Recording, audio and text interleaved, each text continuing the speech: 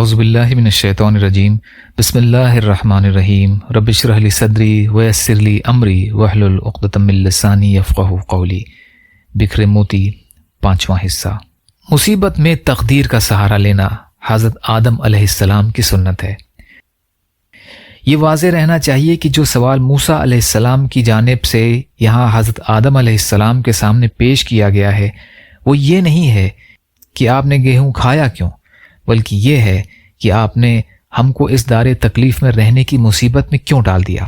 مگر چونکہ یہاں آنا گیہوں کھانے کے نتیجے میں ہوا تھا، اس لیے اس کا ذکر بھی ضمناً آ گیا ہے۔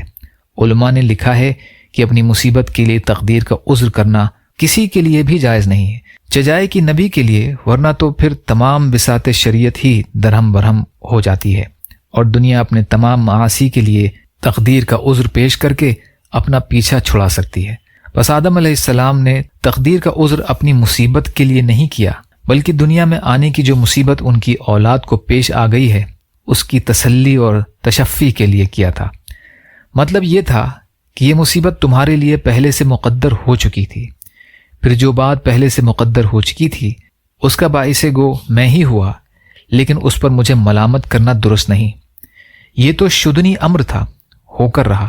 مصیبت میں تقدیر کا ذکر کرنا رضا و قضا کی علامت ہے اور گناہ پر تقدیر کی آڑ لینا انتہائی جسارت ہے۔ آج بھی دنیا اس قسم کے موقع میں تقدیر ہی کا تذکرہ کر کے اپنے دل کی تسلی کا سامان کیا کرتی ہے۔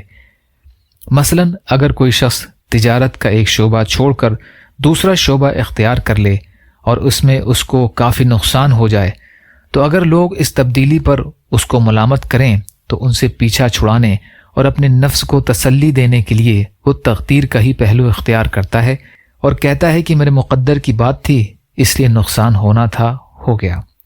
حافظ ابن تیمیہ رحمۃ اللہ علیہ نے اپنی مختلف تصانیف میں اس واقعے کی بھی توجیح فرمائی ہے اور یہی سب سے مستحسن اور بے تکلف بھی ہے، مگر اس کی پوری وضاحت حافظ ابن قیم رحمۃ اللہ علیہ نے فرمائی ہے۔ اس کے علاوہ بھی اور جوابات دیے گئے ہیں مگر وہ سب تکلف معلوم ہوتے ہیں۔ حافظ ابن قیم رحمۃ اللہ علیہ نے ان کی تردید بھی فرمائی ہے۔ شفاء العلیل۔ یا اللہ ہم سب کو کہنے سننے سے زیادہ عمل کی توفیق عطا فرما۔ یا اللہ مظلوم فلسطینیوں، کشمیریوں، روہنگیا مسلمان جہاں بھی پریشان حال ہیں، ظالموں کے ظلم کا شکار ہیں، ان کی مدد فرمائیے۔ ہم سب کو اپنی طاقت کے حساب سے اپنا حق ادا کرنے والا بنائیے۔ یا اللہ حلال میں سے دیجیے، حرام سے بچائیے، اپنے غیر سے بے نیاز کر دیجیے، عزت اور عافیت کی زندگی عطا فرمائیے، جو مانگا وہ بھی عطا کر دیجیے، جو بھول گئے وہ بھی عطا فرمائیے۔ ربنا تقبل منا انک انت السمیع العلیم برحمتک یا ارحم الراحمین۔ لا الہ الا اللہ محمد رسول اللہ۔ السلام علیکم۔